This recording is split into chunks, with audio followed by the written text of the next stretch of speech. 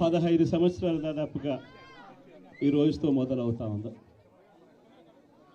ఈ 15 సంవత్సరాల ఈ వైఎస్ఆర్సీపీ ప్రయాణంలో మొట్టమొదటి రోజు నుంచి ఈ పార్టీ పుట్టింది కష్టాల్లో నుంచే పుట్టింది. ప్రజల కష్టాలను వైఎస్ఆర్సీపీ పార్టీ తమ కష్టాలుగా భావించి ప్రజల తరపున వాయిస్ ఆఫ్ ది వాయిస్లెస్ కింద ప్రతి అడుగులోనూ పోరాటం చేస్తూనే వస్తూ ఉంది వైఎస్ఆర్సీపీ. ఈరోజు ప్రతిపక్షంలో మనం కూర్చోవడం కొత్త కాదు. ఈ 15 ఏళ్ల మన ప్రయాణంలో 10 సంవత్సరాలు మనం ప్రతిపక్షంలోనే ఉన్నాం. దీటైన సమాధానం అధికారంలో ఉన్న వాళ్ళకు ఎప్పుడు ఇస్తూనే వచ్చాం.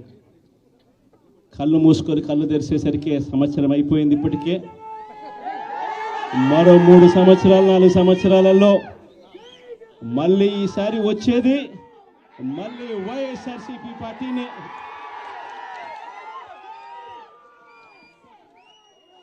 ఈరోజు వైఎస్ఆర్సీపీకి సంబంధించిన ప్రతి కార్యకర్త కూడా గ్రామంలో ఉన్న ఏ ఇంటికైనా కూడా వెళ్ళొచ్చు.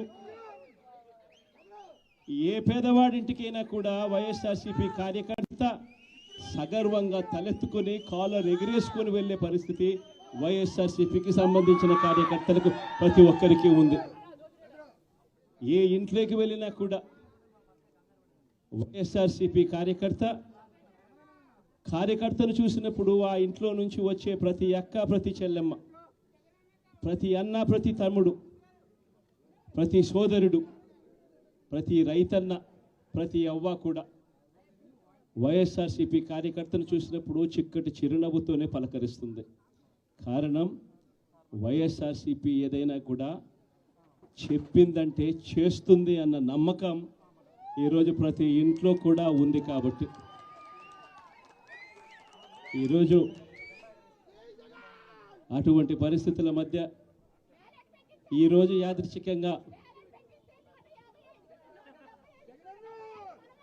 విద్యా దీవెన, వసతి దీవెనకు సంబంధించి పిల్లలకు సంబంధించిన అన్యాయాలకు సంబంధించిన జరుగుతూ ఉన్న అన్యాయాలకు సంబంధించిన విషయాల మీద ఈరోజు యాదృచ్ఛికంగా ప్రొటెస్ట్ కార్యక్రమం కూడా జరుగుతూ ఉంది.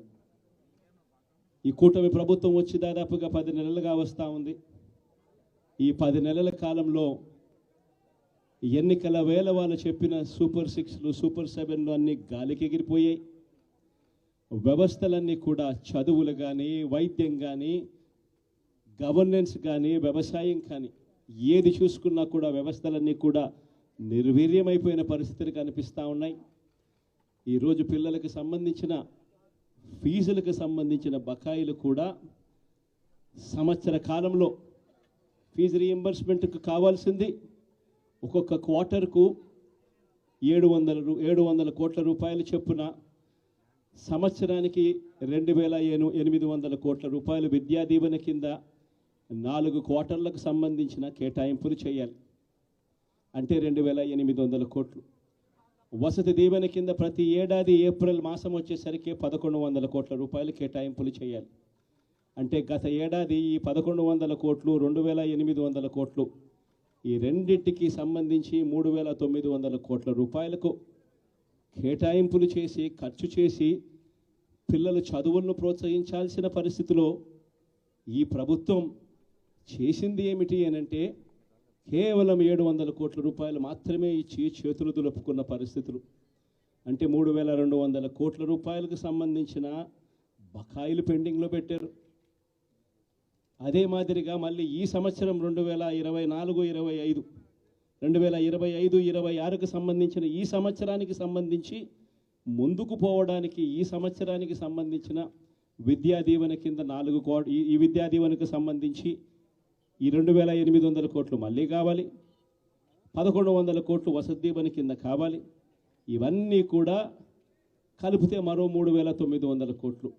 సో ఆ 3200 కోట్లు, ఈ 3900 కోట్లు దాదాపుగా 7100 కోట్ల రూపాయలకు సంబంధించిన పిల్లలకు సంబంధించిన చదువులకు సంబంధించిన కేటాయింపులు చేసి చదువులను ఆదుకోవాల్సింది పోయి, పిల్లలను ఆదుకోవాల్సింది పోయి కేవలం 2,600 కోట్లు మాత్రమే కేటాయింపులు చేశామన్నట్టుగా చేసి పిల్లల చదువులతో ఆడుకుంటా ఉన్న ఈ ప్రభుత్వానికి బుద్ధి చెప్పే కార్యక్రమం పిల్లలతో పాటు, పిల్లల తల్లిదండ్రులతో పాటు కలిసి చేసే కార్యక్రమం కూడా యాదృచ్ఛికంగా ఈరోజు ప్రొటెస్ట్ కార్యక్రమం కూడా ఈ రోజే కూడా జరుగుతూ ఉందని కూడా చెప్పడానికి కూడా సంతోషపడతా ఉన్నా. వైఎస్ఆర్సీపీ ప్రభుత్వం ఎప్పుడూ కూడా ప్రజలకు తోడుగా ఉంటుంది, ప్రజలకు ఎప్పుడూ కూడా అండగా నిలబడుతుంది, ప్రజల తరపున ఎప్పుడూ గొంతుకై వైఎస్ఆర్సీపీ ఎప్పుడూ ప్రజలకు అండగా ఉంటుందని మరొక్కసారి తెలియజేస్తూ ఈరోజు ప్రొటెస్ట్ కార్యక్రమంలో పాలుపంచుకుంటా ఉన్న ప్రతి ఒక్కరికి, ప్రతి కార్యకర్తకు, ప్రతి నాయకునికి, అదేవిధంగా పిల్లల తరపున, పిల్లల తల్లిదండ్రుల తరపున వాళ్ళతో పాటు కలిసికట్టుగా ప్రయాణం చేస్తూ ఉన్న ప్రతి ఒక్కరికి కూడా ఈ సందర్భంగా మీ అందరికీ కూడా చేతులు జోడించి పేరు పేరున మీ అందరికీ కూడా కృతజ్ఞతలు తెలుపుతా ఉన్నాను. వైఎస్ఆర్సీపీకి సంబంధించిన 15